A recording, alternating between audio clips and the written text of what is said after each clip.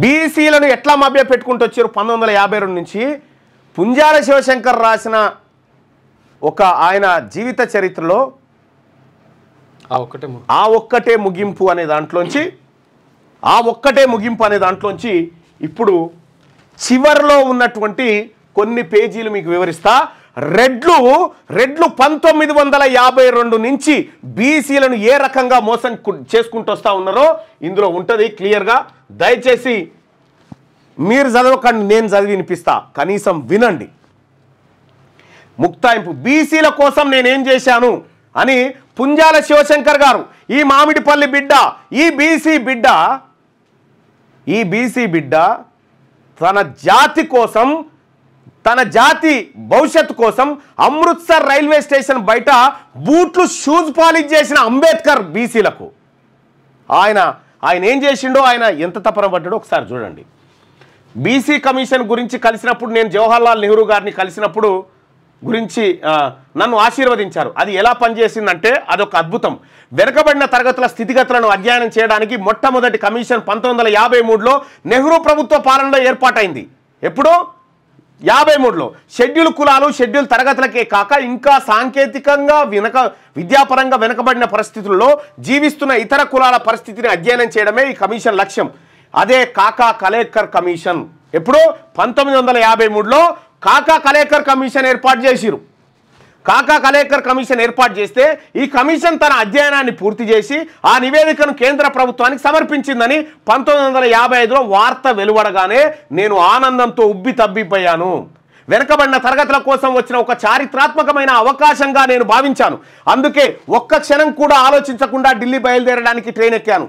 నాతో పాటు రమ్మని వెనుకబడిన వర్గాల నాయకులైన కొండా లక్ష్మణ్ బాపూజీ, గౌతు లచ్చన్న, బొజ్జం నరసింహులను కూడా కోరాను, ఒప్పించాను కూడా. నలుగురం కలిసి వెళ్లాల్సిన సమయంలో కొండా లక్ష్మణ్ బాపూజీ అకస్మాత్తుగా అస్వస్థతకు గురయ్యారు. మేము బయలుదేరాల్సిన రోజునే ఆయనకు శ్వాసకోశ సంబంధమైన రుగ్మత ఏర్పడింది. ఢిల్లీ చేరగానే మేము ముగ్గురం చాలా అవస్థలు పడి ఎవరెవరి ద్వారానో ప్రధానమంత్రి నెహ్రూ దగ్గరికి వెళ్ళగలిగాం. ఆయనను తీన్మూర్తి భవన్లో కలిసి వెనకబడిన వర్గాల దయనీయ పరిస్థితులను వివరిస్తూ కాకా కలేకర్ కమిషన్ సిఫార్సులను వెంటనే అమలు చేయవలసిందిగా అభ్యర్థించాం. ఎవరు? పి శివశంకర్.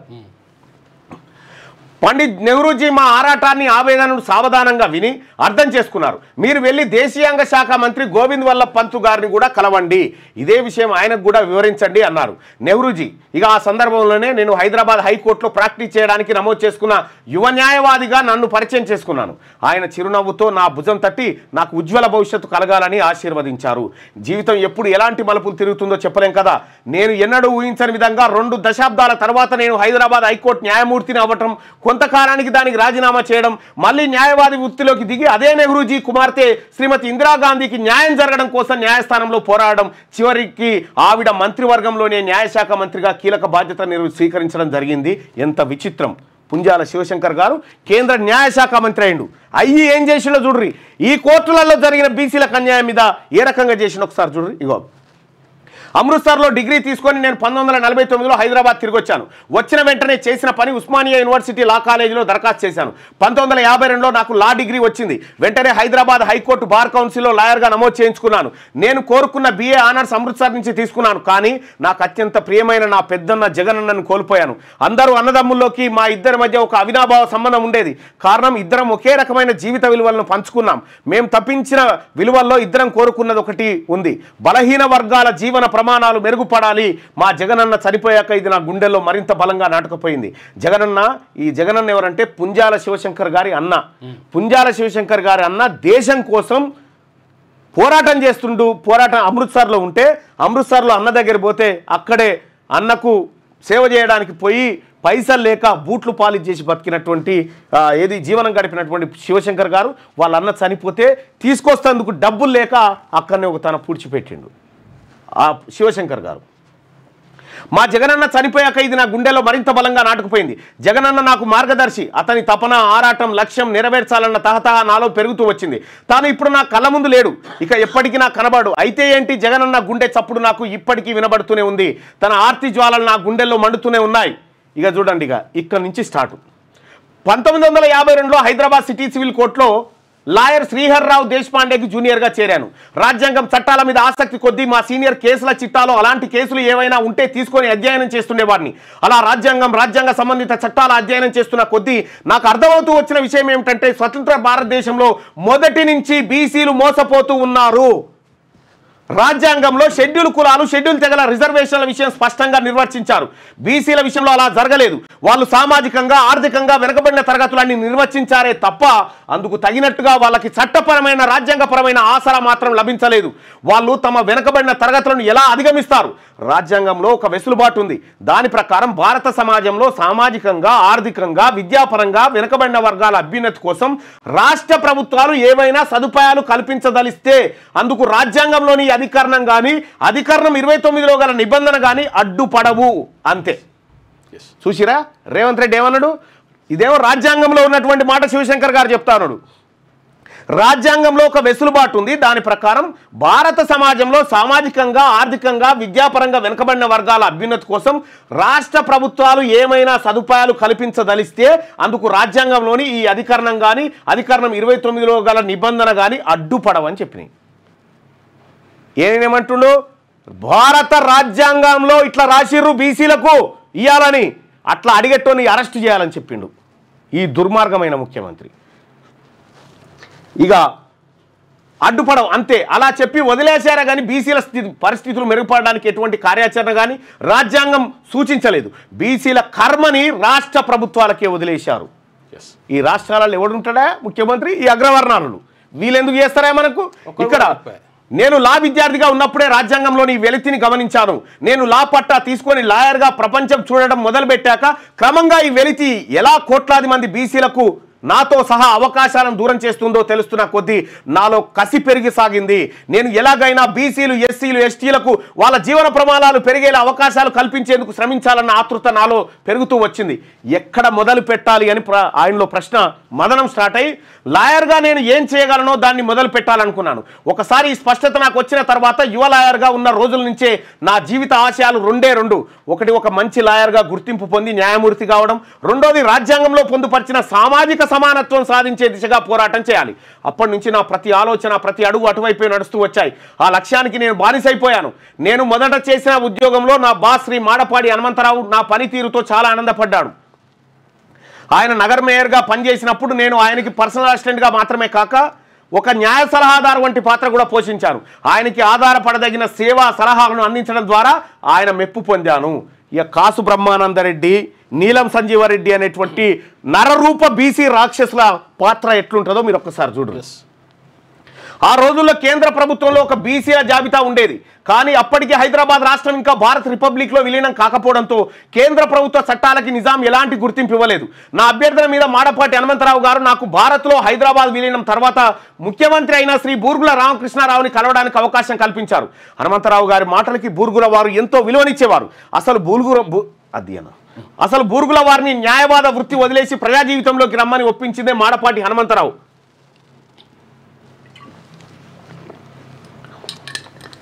బలహీన వర్గాల ప్రయోజనాల గురించి ఆలోచించడంలో నాతో భావసారూప్యం ఉన్న మరికొంతమంది మిత్రులతో కలిసి ముఖ్యమంత్రి శ్రీ బూర్గుల వారి కార్యాలయంలో కలిశాను.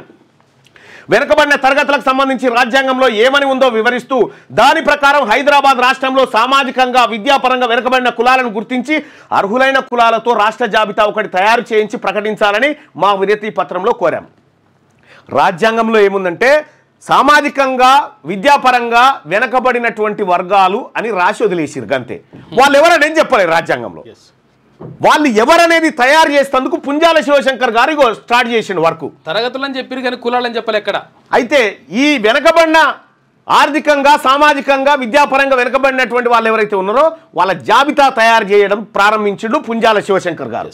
కొన్ని మాసాలు గడిచాయి. మా అభ్యర్థన మీద ఎలాంటి పురోగతి కనిపించలేదు. మేము మళ్ళీ వెళ్ళి ముఖ్యమంత్రిని కలిసాం. మరోసారి మా అభ్యర్థన నొక్కి చెప్పాం. ఆయన నిజాయితీగా ఒక విషయం చెప్పారు. మీ అభ్యర్థన చదివానయ్యా, కానీ మీ అభ్యర్థన అమలు చేయడానికి అవసరమైన మార్గదర్శక సూత్రాలు ఏవీ లేవు.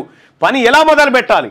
రాజ్యాంగంలో బీసీలు అనేటువంటి వాళ్లకు ఎక్కడ ఒక నిర్వచనం లేకుండా పోయింది. ఎందుకంటే భారత రాజ్యాంగంలో రాసే దాంట్లో ఒక్క బీసీ కూడా లేడు. అప్పుడు ఈ మధ్యలో 1953లో కేంద్ర ప్రభుత్వం ఒక కమిషన్ నియమించింది. ఎస్సీలు ఎస్టీలు కాక సామాజికంగా విద్యాపరంగా వెనుకబడిన తరగతులను నిర్వచించడం ఈ కమిషన్ లక్ష్యం. అలా శ్రీ కాకా కలేకర్ చైర్మన్గా తొలి వెనుకబడిన తరగతుల కమిషన్ అవతరించింది. శ్రీ కలేకర్ స్వాతంత్ర సమరయోధుడు, మహాత్మా గాంధీకి దగ్గర అనుచరుడు. అందుకే ముఖ్యమంత్రితో మేము చెప్పాం, శ్రీ కలేకర్ కమిషన్ ఎలాంటి మార్గదర్శక సూత్రాలతో ముందుకు వెళ్తుందో కనుక్కొని అదే విధానాన్ని మన రాష్ట్ర ప్రభుత్వం కూడా అనుసరించవచ్చు కదా అని శివశంకర్ గారు బూర్గుల రామకృష్ణారావు గారు చెప్పారు. ముఖ్యమంత్రి శ్రీ బూర్గుల చాలా సానుకూలంగా స్పందించారు. ఆ మార్గదర్శక సూత్రాల ఆధారంగా చాలా వేగంగానే రాష్ట్ర ప్రభుత్వం సామాజికంగా విద్యాపరంగా వెనుకబడిన కులాల జాబితాను వెలువరించింది. కలేకర్ కమిషన్ దేశమంతటా పర్యటించి అన్ని రాష్ట్రాల్లో ఉన్న వెనుకబడిన కులాలను గుర్తిస్తూ 1955లో తన నివేదికను కేంద్ర ప్రభుత్వానికి సమర్పించింది. కానీ కేంద్ర ప్రభుత్వం ఆ జాబితాపై తన నిర్ణయాన్ని నాంచి చివరికి 1961లో తిరస్కరించింది. మనకు గుర్తింపు బీసీలు ఎవరయ్యా ఈ దేశంలోని కాకా కలేకర్ కమిషన్ మొత్తం దేశమంతా తిరిగి గీళ్ళు బీసీలు అని చెప్పి జవహర్లాల్ నెహ్రూ ప్రభుత్వానికి ఇస్తే జవహర్లాల్ నెహ్రూ ప్రభుత్వం దాని ఇనుపపెట్టెలో దాచిపెట్టి 5-6 ఏళ్ళు తర్వాత దీన్ని తిరస్కరిస్తున్నామని తీసేసారు. ఇది మొదటి దెబ్బ బీసీలకు. ఇక చాలా వరకు వెనుకబడిన తరగతులు అనేవి వాళ్ళ కులవృత్తుల ఆధారంగా నిర్ణయించబడ్డాయి. అప్పటికి రాష్ట్రం 3 ప్రాంతాలుగా ఉండేది. అప్పుడు హైదరాబాద్, అవి తెలంగాణ, మరాఠ్వాడ, కర్ణాటక. ఆ 3 ప్రాంతాల్లోనూ ఇలాగే కులవృత్తుల ఆధారంగా బీసీల జాబితా తయారైంది. ఉదాహరణకి తెలంగాణలో తాటికల్లు తీసేవారిని గౌడ్ అంటారు. అదే వృత్తిలో ఉన్న వాళ్ళని మరాఠ్వాడ, కర్ణాటకలో మాత్రం బండారి, కలాల్, ఈడిగా అంటారు. ప్రభుత్వ జాబితా ప్రకారం వీళ్ళంతా బీసీలే. వాళ్ళందరినీ ఒకే గ్రూప్లోకి తీసుకొచ్చింది ప్రభుత్వం. ఇలా చేయటంలో ఏం జరిగిందంటే ఒకే కుల వృత్తిలో ఉన్న వాళ్ళు ఒక ప్రాంతంలో సామాజికంగా విద్యాపరంగా అభివృద్ధి చెంది ఉన్నా అదే వృత్తి వాళ్ళు మరొక ప్రాంతంలో వెనుకబడి ఉన్నారు. కానీ ఆ వృత్తిని బట్టి మాత్రం ఆ కులం రాష్ట్ర స్థాయి జాబితాలో వెనుకబడిన కులంగానే ప్రకటించబడింది. ఉదాహరణకి మున్నూరు కాపుల విషయంలో తీసుకుందాం. వీళ్ళు తెలంగాణలో సామాజికంగా విద్యాపరంగా వెనుకబడిన వ్యవసాయదారులు. కానీ మరాఠ్వాడలో మున్నూరు కాపులు బాగా అభివృద్ధి చెందిన కులస్తులు. ఇదే సమయంలో మరాఠ్వాడలో తోటమాలి వృత్తిలో ఉండే మహాత్మా జ్యోతిరావు పూలే వంటి వాళ్ళు వ్యవసాయదారులు కారు, కానీ వ్యవసాయ అనుబంధ రంగమైన ఉద్యానవన రంగంలో పనిచేస్తున్నారు అన్న కారణంతో వాళ్ళని తెలంగాణలో మున్నూరు కాపులతో సమానంగా చేశారు. బీసీల ప్రయోజనాల కోసం శ్రమిస్తున్న నాయకులకు ఒక మనోవికాసం కలిగింది. 1954లో అలాంటి వారిలో ముఖ్యంగా చెప్పుకోవలసిన వాళ్ళు శ్రీ కొండా లక్ష్మణ్ బాపూజీ, బొజ్జం నరసింహులు, గౌతు లచ్చన్న. అయితే అప్పటికి ఆంధ్ర ప్రాంతం మద్రాసు రాష్ట్రం నుంచి విడిపోయి కర్నూలు రాజధానిగా ఆంధ్ర రాష్ట్రంగా ఏర్పడి ఉంది. దాంతో పై 3 నాయకులు బీసీల కోసం 3 వేర్వేరు సంఘాలు ఏర్పాటు చేసుకున్నారు. కాలక్రమంలో తాము 3 సంఘటితమైతే బలం పెరుగుతుందని మనోవికాసం పొంది ఒకటే సంస్థగా ఏర్పడ్డారు. అప్పటికే హైదరాబాద్ రాష్ట్ర ప్రభుత్వం చేత ఒక బీసీ జాబితా విడుదల ఎందుకు చేసిన కృషి ఫలించిందన్న ఆనందంలో నేను నా మిత్రులు కలిసి ఒక బీసీల సమావేశం ఏర్పాటు చేశాం. దానికి ప్రధాన వక్తలుగా పైన చెప్పిన 3 ఆహ్వానించాం. బావసారూప్యంగా నా మిత్రుల్లో ఎక్కువ మంది న్యాయవాదులు. ఆ సభ బాగా జరిగింది. న్యాయవాదులు, బీసీ న్యాయవాదులు. కానీ హైదరాబాద్ రాష్ట్రంలో బీసీ జాబితా తయారు చేయించగలిగాం అన్న మా ఉత్సాహం చాలా త్వరగానే నీరు గారిపోయింది. ఎందుకంటే 1956లో భాషా ప్రాతిపదికన రాష్ట్రాల విభజన జరిగింది. దీంతో దక్షిణాదిన తెలుగు భాష మాట్లాడే ఆంధ్ర, తెలంగాణ రాష్ట్రాలు కలిసి ఆంధ్రప్రదేశ్గా ఏర్పడింది. అప్పటి వరకు హైదరాబాద్ రాష్ట్రంలో 3 ప్రాంతాలు ఉండేవి కదా. వాటిలో మరాఠ్వాడాని మహారాష్ట్రలో కలిపేశారు. అక్కడ మరాఠీ, ఉర్దూ 2 మాట్లాడేవారు. కర్ణాటక ప్రాంతాన్ని పూర్తిగా కర్ణాటక రాష్ట్రంలో కలిపేశారు. దాంతో బొంబాయి రాష్ట్రం, కర్ణాటక రాష్ట్రం మరింత విస్తరించబడ్డాయి. ఆంధ్ర, తెలంగాణ కలిసి ఏర్పడిన ఆంధ్రప్రదేశ్ రాష్ట్రానికి రాయలసీమ ప్రాంత వాసి అయిన శ్రీ ఇక్కడ ఎంటర్ అయ్యాడు దుర్మార్గుడు. ఆంధ్ర, తెలంగాణ కలిసి ఏర్పడిన ఆంధ్రప్రదేశ్ రాష్ట్రానికి రాయలసీమ ప్రాంతవాసి అయిన శ్రీ నీలం సంజీవరెడ్డిని ముఖ్యమంత్రిని చేసి బూర్గుల రామకృష్ణారావుని కేరళ రాష్ట్రానికి గవర్నర్గా పంపింది కేంద్రంలోని కాంగ్రెస్ ప్రభుత్వం. ఇక్కడ చూడరిగా శ్రీ నీలం సంజీవరెడ్డి తిరుగులేని పెత్తందారులా వచ్చారు. ఎట్లొచ్చిండు? తిరుగులేని పెత్తందారుల ముఖ్యమంత్రి పదవిని అధిరోహించారు. అయితే బలహీన వర్గాల పట్ల చాలా అసహనంతో ఉండేవారు. రెడ్డి పక్షపాత ధోరణితో వ్యవహరించేవారు. ఇది ఆయన చేతల్లో కొట్టొచ్చినట్టు కనబడేది. 1953లో హైదరాబాద్ రాష్ట్రంలో బూర్గుల ప్రభుత్వం రూపొందించిన బీసీల జాబితాకి 1956 వరకు ఎలాంటి గ్రహణం పట్టలేదు, నడిచింది అది. కొత్త ఆంధ్రప్రదేశ్ ఏర్పడి శ్రీ నీలం సంజీవరెడ్డి ముఖ్యమంత్రి అవగానే ఆ జాబితాను సవాల్ చేస్తూ ఎవరో హైకోర్టులో పిటిషన్ వేశారు. అట్లా నీలం సంజీవరెడ్డి అనేటువంటి దొంగ, ఓ దుర్మార్గుడు, బీసీల రాక్షసుడు, బీసీల పాలిట రాక్షసుడు అయిన నీలం సంజీవరెడ్డి హైకోర్టులో పిటిషన్ వేయించండి. దేని మీద? బీసీల జాబితా మీద. ఇవాళ రేవంత్ రెడ్డి వేయించినట్టు. అంతే, జాబితా తయారైన 3 సంవత్సరాల వరకు దాన్ని పట్టించుకోకుండా నీలం సంజీవరెడ్డి గారు ప్రభుత్వంలోకి రాగానే దానిపై కేసు వేశారంటే దాంట్లో రాజకీయ ప్రమేయం ఉందని నేను భావించాను. ప్రభుత్వం న్యాయవాదులు కూడా కేసును బలహీనంగా వాదించడంతో, బలహీనంగా వాదిస్తారు కేసులు. ఇప్పుడు తీన్మార్ మల్లన్న ఆ జీవోలోకి ఏది ఆ ఇంప్లీడ్ ఎందుకైనా తెలుసా? ఈ రెడ్లే వాదిస్తా ఉన్నారు, బలహీనంగా వాదించగలని చిక్కుడు ప్రభాకర్ అనేటువంటి బీసీ బిడ్డను పెట్టి బలంగా వాదించడం కోసం నేను పెట్టిన. ఏది ఆడ ఇంప్లీడ్ అయినా కేసును బలహీనంగా వాదించడంతో బీసీ జాబితాను హైకోర్టు కొట్టేసింది. ఎవరు? నీలం సంజీవరెడ్డి అనేటువంటి దుర్మార్గుడు ఎంటర్ అయి కొట్టేపించాడు. దాంతో అప్పటి వరకు నాలో అనుమానంగా ఉన్న నీలం సంజీవరెడ్డి ప్రభుత్వ బీసీ వ్యతిరేక వైఖరి పూర్తిగా బలపడింది. 1960లో కాంగ్రెస్ పార్టీ అధ్యక్షురాలుగా శ్రీమతి ఇందిరాగాంధీ పదవీ కాలం ముగింపుకొచ్చింది. ఆ స్థానంలో శ్రీ నీలం సంజీవరెడ్డిని పార్టీ ఎంచుకుంది. అప్పటికి నా సొంత ప్రాక్టీస్ బాగా పుంజుకుంది. నేను వెనుకబడిన తరగతుల సంక్షేమం కోసం న్యాయపరంగా రాజ్యాంగపరంగా పోరాడే లాయర్గా ఒక ముద్ర పడడంతో నాకు అదే వర్గాలలో ప్రచారం కూడా పెరిగింది. నిజంగా కూడా నా కక్షిదారులు 60 నుంచి 70% వరకు బలహీన వర్గాల వారే ఉండేవారు. దాంతో నా మిత్ర బృందంలో పెరుగుతున్న సభ్యులు కూడా ఎక్కువగా ఆ వర్గాల నుంచి పెరుగుతూ వచ్చారు. నేను కోరి ఎవరిని పిలిచింది లేదు, కానీ నా పనితీరు వాళ్ళని సన్నిహితుల్ని చేయడం నాకు ఆనందమే. అలా నాకు మిత్రులనే వారిలో శ్రీ చక్రపాణి ఒకరు. ఆ తర్వాత ఆయన కాలంలో కాంగ్రెస్ పార్టీలో చాలా ఎదిగారు. ఆయన కూడా ఒక లాయరే. అప్పట్లో నడుస్తున్న రాజకీయ చరిత్ర గురించి ఆయన ద్వారా చాలా విషయాలు తెలిసేవి. ఆయనే చెప్పారు, సంజీవరెడ్డిని పార్టీ అధ్యక్షుని చేస్తున్నారు కదా, ఆయన ముఖ్యమంత్రి పదవి ఎవరికి ఇస్తున్నారో తెలుసా? మళ్ళీ ఆయనే చెప్పారు, సంజీవరెడ్డి తన రెడ్డి అనుయాయుల్లో ఎవరో ఒకరిని సీఎంగా కూర్చోబెట్టాలని చూస్తున్నారు, కానీ అధిష్టానం మాత్రం దామోదరం సంజీవయ్యను ఎస్సీని ముఖ్యమంత్రిని చేయాలని నిర్ణయించింది. అప్పుడప్పుడే నాకు రాజకీయాలు అర్థమవుతున్నాయి. చూసిరా, నీలం సంజీవరెడ్డి అనేటోడు కాంగ్రెస్ పార్టీ దేశాధ్యక్షుడిగా పోయే టైంలో నీలం సంజీవరెడ్డి దగ్గర ఉన్నటువంటి ముఖ్యమంత్రి పోస్టును మా రెడ్లకే ఇయ్యాలని తాకట్టు పెట్టిండట. కాంగ్రెస్ అధిష్టానం మాత్రం ఇది దామోదరం సంజీవయ్యకి ఇయ్యాలని చెప్పి నిర్ణయం చేసింది. ఇక ఇక్కడ జరిగింది చూడు. శ్రీ దామోదరం సంజీవయ్య ఆంధ్రప్రదేశ్ రాష్ట్ర ముఖ్యమంత్రిగా నియమితులయ్యారు. 1960లో మళ్ళీ నేను నా మిత్ర బృందం వెళ్ళి సంజీవయ్య గారిని కలిసి బీసీ వర్గాల జాబితా వ్యవహారాన్ని ఆయన ముందు పెట్టాం. ఆయన విషయం అర్థం చేసుకోవడం, తాజాగా మళ్ళీ బీసీల జాబితా తయారు చేయించాలని ఉత్తర్వులు జారీ చేయడం జరిగేదాకా వెంటబడ్డాం. గతంలో బూర్గుల వారు ముఖ్యమంత్రిగా ఉండగా తయారు చేసిన జాబితా హైదరాబాద్ రాష్ట్రం కోసం చేసింది. ఇప్పుడు తెలంగాణ ఆంధ్ర కలిసి ఏర్పడిన ఆంధ్రప్రదేశ్లో బీసీల ప్రయోజనాల కోసం అడుగుతున్నాం. అలాగే ఉత్తర్వులు వెలువడ్డాయి. దామోదరం సంజీవయ్య బీసీల జాబితా తయారు చేయడం కోసం జీవో ఇచ్చిండు. ఓకే అన్నాడు. ఇదిలా ఉండగా సంజీవరెడ్డి గారి గురించి చక్రపాణి గారు చెప్పిన విషయాలు నాకు ఆసక్తి కలిగించాయి. ఆయన మాటల్లో, కాంగ్రెస్ పార్టీ జాతీయ అధ్యక్షులుగా వెళ్తున్న సంజీవరెడ్డి ముఖ్యమంత్రిగా తన స్థానంలో కేవలం ఒక రెడ్డి కులస్తుని కూర్చోబెట్టాలని మాత్రమే చూడలేదు, తనకు అనుకూలుడైన రెడ్డి రావాలని తాపత్రయపడ్డారు. పైగా దళితుడైన దామోదరం సంజీవ గారి అభ్యర్థిత్వాన్ని ఆయన పూర్తిగా వ్యతిరేకించారు. ఇద్దరు రాయలసీమ వారే. సంజీవరెడ్డి గారిది అనంతపురం జిల్లా, సంజీవయ్య గారిది కర్నూలు జిల్లా. రాయలసీమలో వర్గ పోరాటాల కారణంగా ఇద్దరికిద్దరు ఆధిపత్య పోరాటం సాగించారు. 1953 నుంచి 56 వరకు ఆంధ్ర రాష్ట్రానికి కర్నూలే రాజధాని. కర్నూలు అతిపెద్ద వ్యాపార కేంద్రం. ప్రైవేట్ బస్ ఆపరేటర్ రాజకీయాల్లో చక్రం తిప్పేవారు. సంజీవరెడ్డి గారిని వ్యతిరేకించే బస్ ఆపరేటర్లు సంజీవయ్య గారికి మద్దతునిచ్చేవారు. శ్రీ సంజీవయ్య ముఖ్యమంత్రి అయ్యాక వాళ్ళకి న్యాయం చేశారు. కాంగ్రెస్ పార్టీ అధ్యక్షునిగా తన పదవి కాలం పూర్తి కాగానే శ్రీ సంజీవరెడ్డి తిరిగి రాష్ట్ర రాజకీయాల్లోకి రావాలనుకున్నారు. 1962లో జరిగిన శాసనసభ ఎన్నికల్లో పోటీ చేసి గెలిచి మళ్ళీ సీఎం అయ్యారు. అయితే ఎన్నికల ఫలితాలు వెలువడగానే శ్రీ నీలం సంజీవరెడ్డి సంజీవయ్యకి మధ్య విభేదాలు తారాస్థాయికి చేరుకున్నాయి. సంజీవయ్య గారికి కర్నూలు జిల్లా మీద రాజకీయంగా చాలా పట్టుంది. ఇది సంజీవరెడ్డి భరించలేకపోతున్నారు. అందుకే 1962 ఎన్నికల్లో పార్టీ జాతీయ అధ్యక్షుడిగా వీలైనంత ఎక్కువగా తన అనుయాయులకే టికెట్లు లభించేలా ఆయన తన పలుకుబడిని ఉపయోగించారు. నీలం సంజీవరెడ్డి కాంగ్రెస్ పార్టీ అధ్యక్షుడై మొత్తం రెడ్లకు టికెట్లు ఇచ్చిండట. కానీ ఆ అభ్యర్థులలో అధిక శాతం మంది సంజీవయ్య గారి అభ్యర్థుల చేతుల్లో ఓడిపోయారు. ఇదేలా జరిగిందంటే కాంగ్రెస్ పార్టీ టికెట్లు సంజీవరెడ్డి గారి అనుయాయులకే ఎక్కువ రావడంతో సంజీవయ్య గారి అనుయాయులు ఇతర పార్టీల అభ్యర్థులుగానో స్వతంత్ర అభ్యర్థులుగానో పోటీ చేశారు. వాళ్ళ చేతుల్లో ఓడిపోయిన రెడ్డి కులస్తులలో కోట్ల విజయభాస్కర్ రెడ్డి, సంజీవరెడ్డి గారి అల్లుడు రాంభూపాల్ రెడ్డి కూడా ఉన్నారు. పైగా పుండు మీద కారం చల్లినట్టుగా గెలిచిన సంజీవయ్య వర్గీయులు ప్రైవేట్ బస్ ఆపరేటర్లు కూడా ఉన్నారు. రాష్ట్రంలో రాజకీయాలు అలా నడుస్తుండగా జాతీయ స్థాయిలో బీసీల వర్గీకరణపై కాకా కలేకర్ కమిషన్ ఇచ్చిన నివేదికను కేంద్రం తిరస్కరించింది.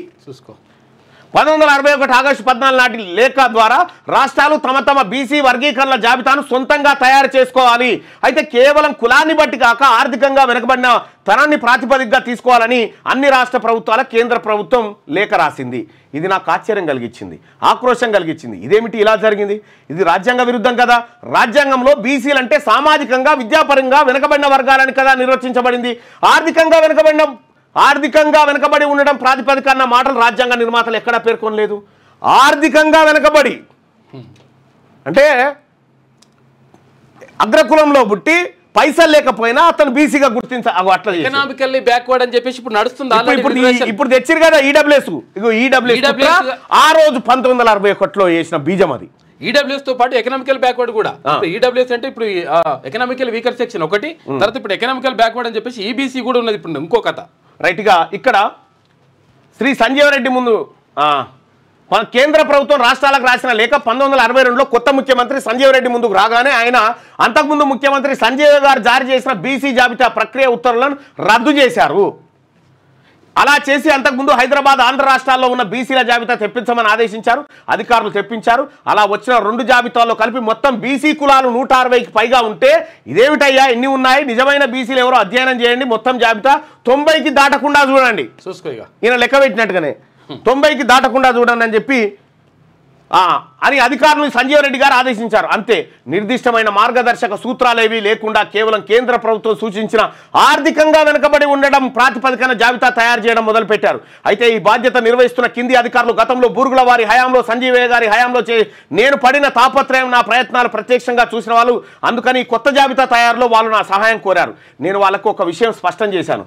బీసీల జాబితా తయారు చేయాలంటే ముందుగా ఆయా రాష్ట్రాల సామాజిక, విద్యాపరమైన, ఆర్థికపరమైన వెనుకబాటుతనాన్ని నిర్ధారించేలా ఒక అధ్యయనం జరగాలి. అలాంటి అధ్యయనం ఆధారంగా తయారయ్యే జాబితా మాత్రమే ఎలాంటి కోర్టులోనైనా ఇక్కడ చూడండి, బీసీల జాబితా తయారు చేయాలంటే ముందుగా ఆయా వర్గాల సామాజిక, విద్యాపరమైన, ఆర్థికపరమైన వెనుకబాటుతనాన్ని నిర్ధారించేలా ఒక అధ్యయనం జరగాలి. ఇదే డెడికేట్ కమిషన్. ఈయన 1960లో చెప్పిండు ఎవరు, శివశంకర్ గారు. అలాంటి అధ్యయనం ఆధారంగా తయారయ్యే జాబితా మాత్రమే ఎలాంటి కోర్టులోనైనా, ఎలాంటి పరీక్షనైనా తట్టుకొని నిలబడగలదు. ఇవాళ తెలంగాణ ప్రభుత్వం బలహీనమైన జీవో ఇచ్చిందని చెప్పిన కదా, శివశంకర్ గారు చెప్పినటువంటి పక్కా డాటాను తయారు చేసి ఇవాళ నిలబడేది అది. పైగా ఈ జాబితా నిజాయితీని కూడా ఎవరు ప్రశ్నించరు. అట్లా అవకాశం నేను ఇంత స్పష్టంగా వివరించి చెప్పినా అధికారులు పాటించడానికి ధైర్యం చేయలేకపోయారు. ప్రధాన కారణం జాబితా త్వరగా తయారవ్వాలని ముఖ్యమంత్రి నుంచి వస్తున్న ఒత్తిడి. నాకు ఇది నచ్చలేదు. కానీ నేను దూరంగా ఉంటే బీసీలకు న్యాయం జరగదేమోనన్న బెంగ వెంటాడుతుంది. కోర్టులో చుక్కెదురవుతుందేమోనన్న ఆరాటం తరుముతోంది. సరే, ఏ మేరకు న్యాయం చేయగలనో, శాస్త్రబద్ధంగా జాబితా తయారయ్యేలా సహకరించగలను ఆ మేరకు చేయాలన్న కృతనిశ్చయంతో రంగంలోకి దిగాను.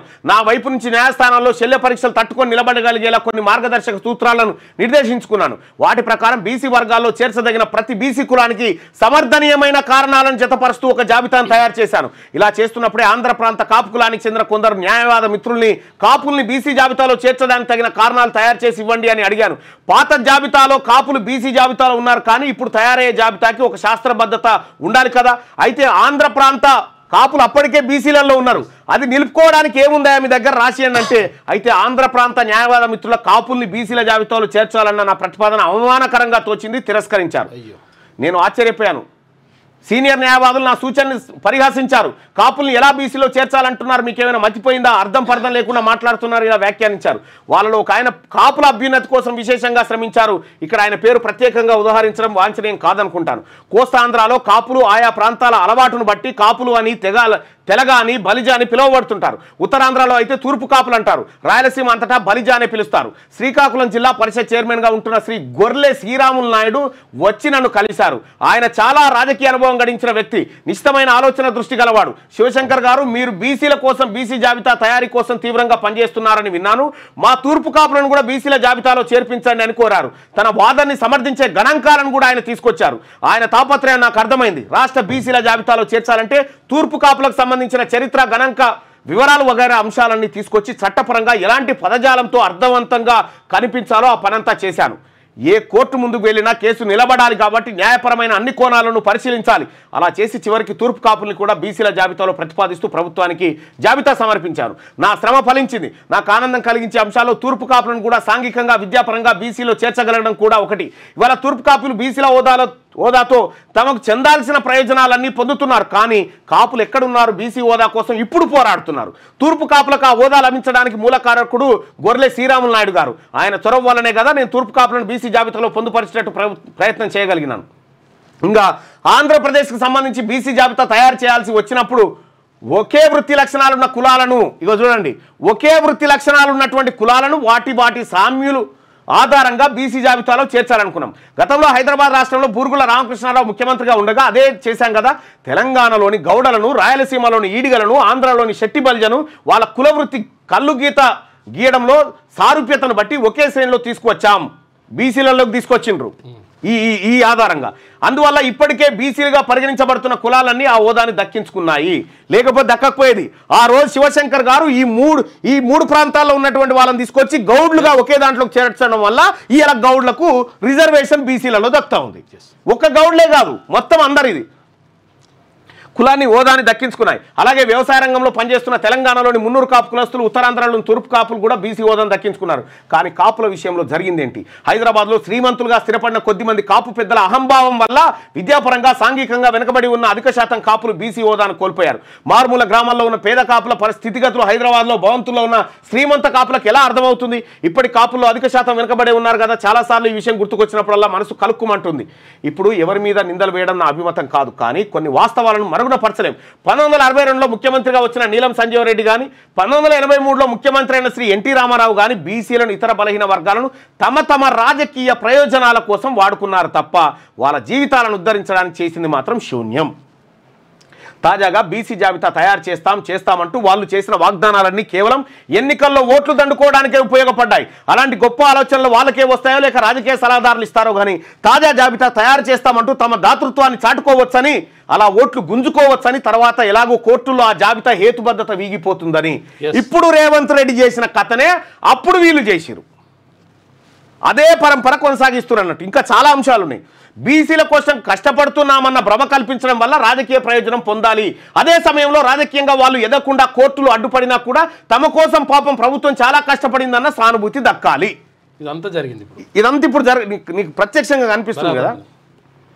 మేము బీసీల జాబితా తయారు చేస్తున్నప్పుడు వాళ్ళకి మెడికల్, ఇతర వృత్తి కోర్సులో రిజర్వేషన్లు ప్రతిపాదించాం. ఆంధ్రప్రదేశ్ హైకోర్టులో ఇది ఛాలెంజ్ చేయబడింది. విచారణ న్యాయమూర్తి పింగ్లే జగన్మోహన్ రెడ్డి గారు కోర్టుకి వచ్చింది. ఆయనకున్న వీర కులాభిమానం గురించి అందరికీ తెలిసిందే. ఆ కాలానికి చెందిన చాలా మందికి ఉన్న లక్షణం ఇది. అదే సమయంలో బలహీన వర్గాల పట్ల ఆయనకు దురాభిమానం కూడా అలాగే ఉండేది. ఈ న్యాయ నిపుణులతో గతంలో నేను ఎదుర్కొన్న అనుభవాల దృష్ట్యా నేను ఈ కేసు బీసీలకు అనుకూలంగా గెలిచి తీరాలని పట్టుబట్టి వాదించాను. ఇక్కడ ఒక విషయం ప్రస్తావించి తీరాలి.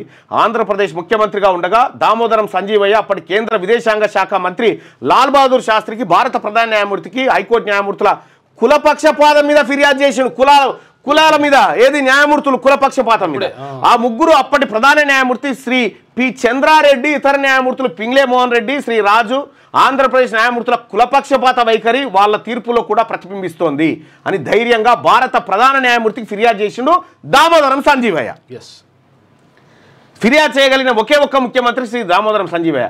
మెడికల్, ఇతర వృత్తి కోర్సులో బీసీలకు రిజర్వేషన్లు కల్పిస్తూ ప్రభుత్వం 1963 జూన్ 21న ఇచ్చిన జీవో నెంబర్ 1886ని అదే సంవత్సరం సెప్టెంబర్లో హైకోర్టు కొట్టేసింది.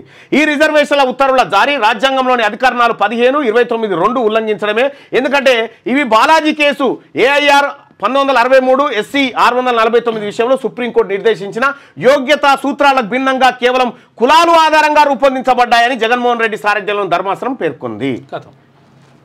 ఇది ఎంతో దురదృష్టకరం. దేశానికి స్వతంత్రం రాక పూర్వం నుంచి కొన్ని కులాలు సాంఘికంగా, విద్యాపరంగా వెనుకబడిన వర్గాలుగా పరిగణించబడుతూ వచ్చాయి. అలా కులాలు అన్న పదానికి వర్గాలుగా ముద్రపడింది. కాకా కలేకర్ సారథ్యంలో పనిచేసిన బీసీ కమిషన్ కూడా కులాలు అంటే వర్గాలుగానే గుర్తించింది. కానీ ప్రతిసారి బీసీ వర్గీకరణ అంశం కోర్టుల్లో సవాలు చేయబడుతూనే ఉంది. చాలా సందర్భాల్లో అందుకు రాజకీయ ప్రయోజనాలే కారణమవుతున్నాయి. చివరికి ప్రతి కేసుని కోర్టు కొట్టివేస్తూనే ఉంది. అందుకు కారణం ఏమంటున్నాయి కోర్టులు? ఈ రిజర్వేషన్లు వర్గాల ఆధారంగా కాక కులాల ఆధారంగా జరిగాయి అని. కోర్టులు ఎప్పుడైతే ఈ వైఖరిని అవలంబించాయో దాని ఆధారంగా ప్రభుత్వాలు, అంటే ప్రభుత్వంలో ఉండే పార్టీలు వెనుకబడిన కులాలను తమ రాజకీయ ప్రయోజనాలకు వాడుకుంటూ వచ్చాయి. ఎలా? రాజకీయంగా లబ్ధినిచ్చేలా ఉత్తర్వులు ఇవ్వడం, అవి కోర్టులో నిలిచేవి కాకపోవడం, అలా నిలవని తెలిసే ప్రభుత్వాలు అలాంటి ఉత్తర్వులు ఇస్తూ వచ్చాయి. కోర్టులో న్యాయమూర్తులు కూడా బలహీన వర్గాలు ఎదగడం ఇష్టపడని వాళ్ళే అయి ఉంటే ఖచ్చితంగా కేసులు నిలబడేటి కాదు. ఇలా జరిగింది హైకోర్టుల గదే కదా. ఇక్కడ ఒక్క నిమిషం,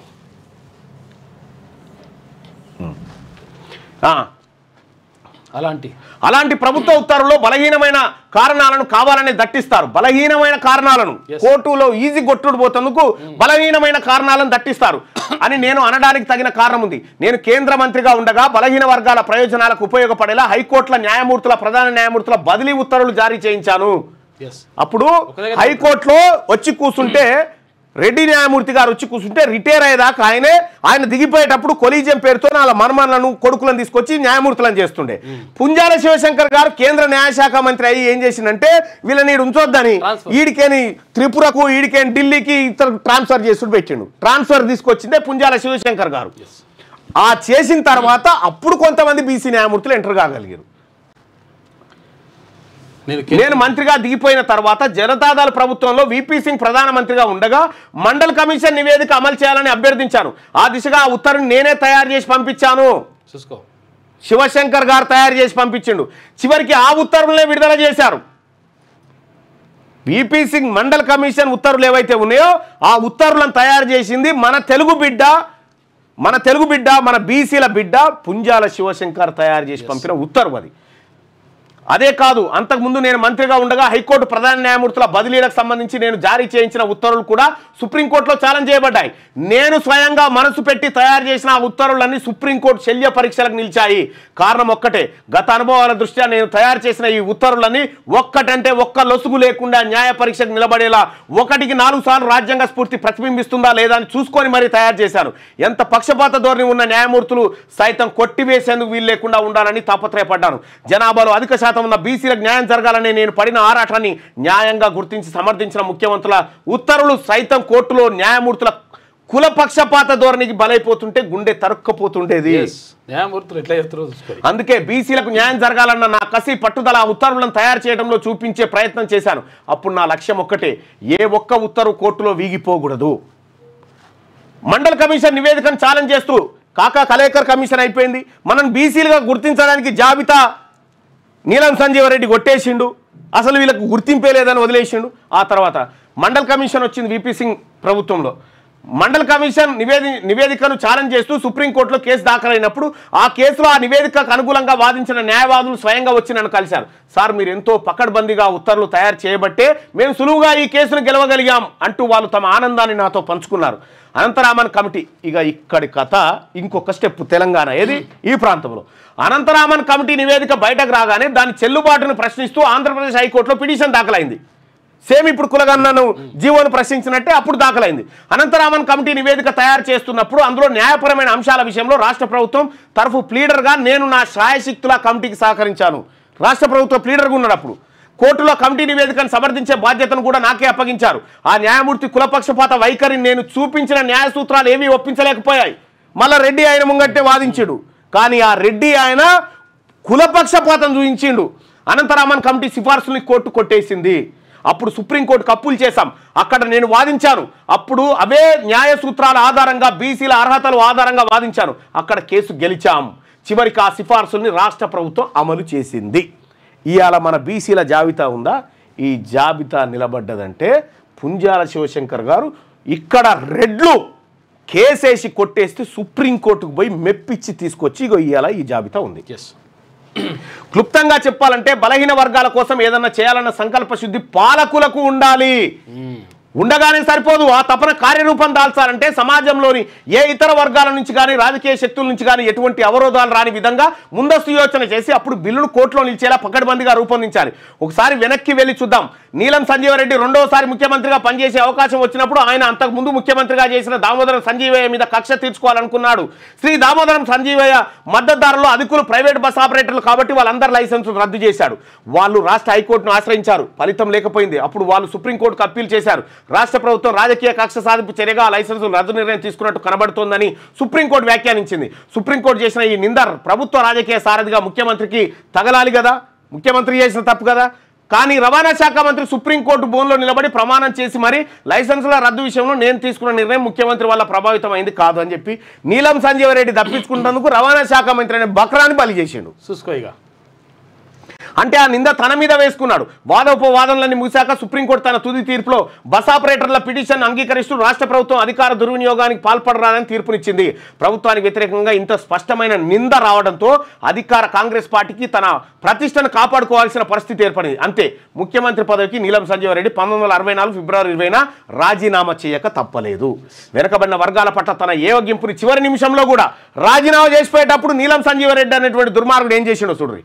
వెనుకబడిన వర్గాల పట్ల తన ఏవగింపుని చివరి నిమిషంలో కూడా నీలం సంజీవ రెడ్డి వెలగెక్కారు. ఎలాగంటే రాజీనామా లేఖని గవర్నర్కు పంపే కొద్ది రోజుల ముందు అప్పటికే ఆయన అనుమతితో మేము రూపొందించాం, ఖరారు చేసి ఉంచిన వెనుకబడిన తరగతుల ఫైలుని తనంతటా తానే తెప్పించుకొని దాన్ని రద్దు చేస్తూ 1964 ఫిబ్రవరి 3న ఉత్తర్వులు జారీ చేసిపోయారు. పోయేటోడు పోతూ బీసీల జాబితా కొట్టేసిపోయింది నీలం సంజీవ రెడ్డి అనేటువంటి దుర్మార్గుడు. అప్పటికే వెనుకబడిన వర్గాలకు సంబంధించి ప్రతి ప్రభుత్వ హయాంలోనూ మాలాంటి వాళ్ళం వెనుకబడి రిజర్వేషన్ల కోసం బీసీ జాబితాను తయారు చేయించడం, దాన్ని న్యాయస్థానాలు రద్దు చేయడం పరిపాటు అయిపోయింది. పై సంఘటనలో మాత్రం ఏ ముఖ్యమంత్రి ఆదేశాల ప్రకారం మేము రిజర్వేషన్లు కోరుతూ బీసీ జాబితా తయారు చేయించామో అదే ముఖ్యమంత్రి రద్దు చేయడం మాత్రం రాష్ట్ర రాజకీయ చరిత్రలో ఒక అరుదైన దుర్ఘటన. గంత దుర్మార్గులు ఉంటారు చూడ్రి. సరే, సంజీవ రెడ్డి గారు రాజీనామా చేయాల్సి వచ్చింది కదా, అప్పుడు కూడా తన తర్వాత ముఖ్యమంత్రిగా ఒక రెడ్డి కులస్తులే వచ్చేలా చూసుకున్నారు. అలా కాసు బ్రహ్మానందరెడ్డి ముఖ్యమంత్రి అయ్యారు. అసలు ఆ పదవికి పోటీ బలగల శక్తిమంతుడు అల్లూరి సత్యనారాయణ రాజు. ఆయనలో సంజీవ రెడ్డికి పోటీదారు కనబడేవాడు. ఆయన వ్యక్తిత్వం ఉన్నతమైంది. ఆయన తన వ్యక్తిగత ప్రయోజనాల కన్నా పార్టీ ప్రయోజనాలే మిన్నా అని భావించేవాడు. ఆయనకున్న ప్రతిష్ట కూడా అంత ఉన్నతంగా ఉండేది. 1960లోనే రాజుగారు ముఖ్యమంత్రి కావాల్సిన వ్యక్తి. ఆయనకి పార్టీలో అంత మంచి పేరు ఉండేది. కానీ ఆయన పార్టీ ప్రయోజనాలే ముఖ్యమని భావించి పార్టీ అధ్యక్షురాలైన శ్రీమతి సోనియా గాంధీ సూచనను పాటిస్తూ ముఖ్యమంత్రి పదవికి పోటీ పడలేదు. అలా సంజీవరెడ్డి సీఎం అవడానికి ఆయన అవకాశం ఇచ్చారు. ఇక శ్రీ బ్రహ్మానందరెడ్డి ముఖ్యమంత్రి కావడానికి 6 మాసాల ముందే రాజుగారు కన్నుమూశారు. బ్రహ్మానందరెడ్డి గారి హయాంలో మేము మళ్ళీ బీసీల జాబితా ఆమోదం కోసం ప్రయత్నాలు ప్రారంభించాం. అప్పుడు మాకు సహాయపడిన కాంగ్రెస్ నాయకుడు జేవి నరసింహరావు. గతంలో హైదరాబాద్ రాష్ట్రంలో ఆయన కాంగ్రెస్ పార్టీకి రాష్ట్ర అధ్యక్షునిగా పనిచేశారు. 1957లో జరిగిన శాసనసభ ఎన్నికల్లో ఆయన హైదరాబాద్లోని బేగం బజార్ నియోజకవర్గం నుంచి గెలిచారు. 1962 ఎన్నికల్లో కరీంనగర్ జిల్లాలోని తన స్వస్థలమైన లక్సెట్టిపేట నియోజకవర్గం నుంచి పోటీ చేసి పరాజయం పొందారు. అయితే ఆయనకున్న రాజకీయ అనుభవం, తనతో ఉన్న సాన్నిహిత్యం దృష్ట్యా ముఖ్యమంత్రి శ్రీ బ్రహ్మానందరెడ్డి ఆయన్ని రాష్ట్ర విద్యుత్ బోర్డుకి చైర్మన్గా నియమించారు. 1967 ఎన్నికల్లో జేవి నరసింహరావు అదే లక్సెట్టిపేట నుంచి గెలుపొందడంతో ఆయన్ని ముఖ్యమంత్రి శ్రీ బ్రహ్మానందరెడ్డి తన మంత్రివర్గంలో చేర్చుకున్నారు. 69లో ప్రత్యేక తెలంగాణ ఉద్యమం ఉధృతం కావడంతో ఉపశమన చర్యలో భాగంగా నరసింహరావుకి ఉప ముఖ్యమంత్రి పదవి ఇచ్చారు. 1962లో తాను ఓడిపోయిన లక్సెట్టిపేట నియోజకవర్గం నుంచే 1967లో మళ్లీ పోటీ చేయాలని శ్రీ నరసింహరావు కోరుకోవడం వెనకాల ఒక విశేషం ఉంది. ఆ నియోజకవర్గంలో 55% పైగా ఓటర్లు మున్నూరు కాపులే.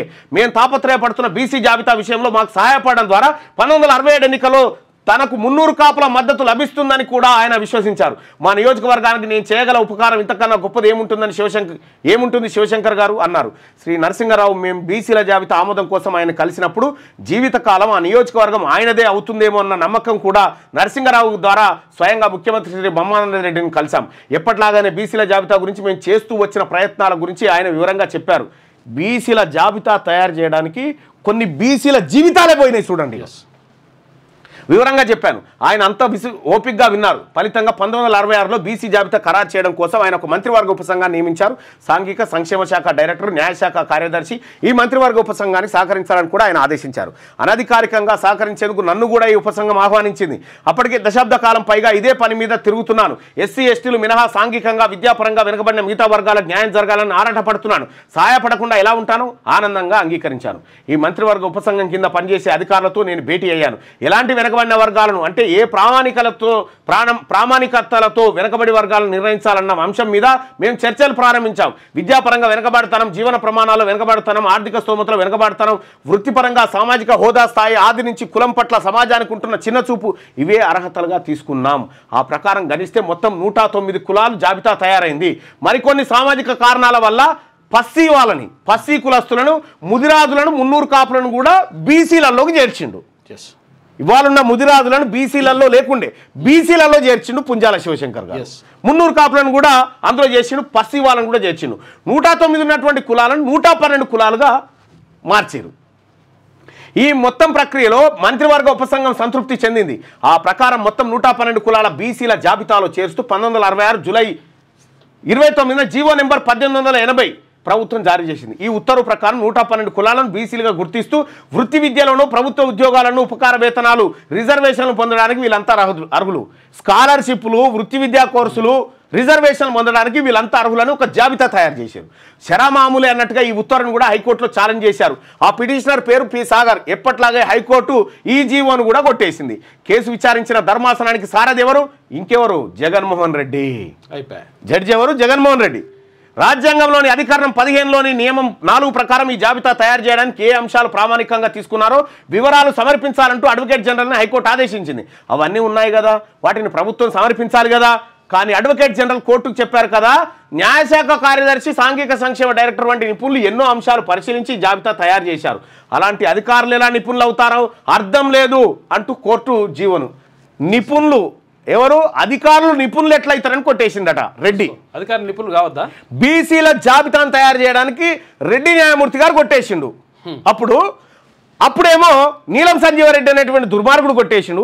తర్వాత కాసు బ్రహ్మానందరెడ్డి. ఇక రాష్ట్ర ప్రభుత్వం ఇప్పటి రేవంత్ రెడ్డి దాకా ఏం జరిగిందో చూడండి. రాష్ట్ర ప్రభుత్వం సుప్రీంకోర్టులో అప్పీల్కి వెళ్ళింది. సుప్రీంకోర్టు కూడా హైకోర్టు అడిగినట్లే సమాచారం అడిగింది. ఆంధ్రప్రదేశ్ ప్రభుత్వం తరఫున ఢిల్లీలో వాదించిన లాయర్లు కూడా సుప్రీంకోర్టుకి సంతృప్తికరమైన సమాధానం ఇవ్వలేకపోయారు. అంతే, హైకోర్టు ఇచ్చిన తీర్పును సుప్రీంకోర్టు సమర్థించింది.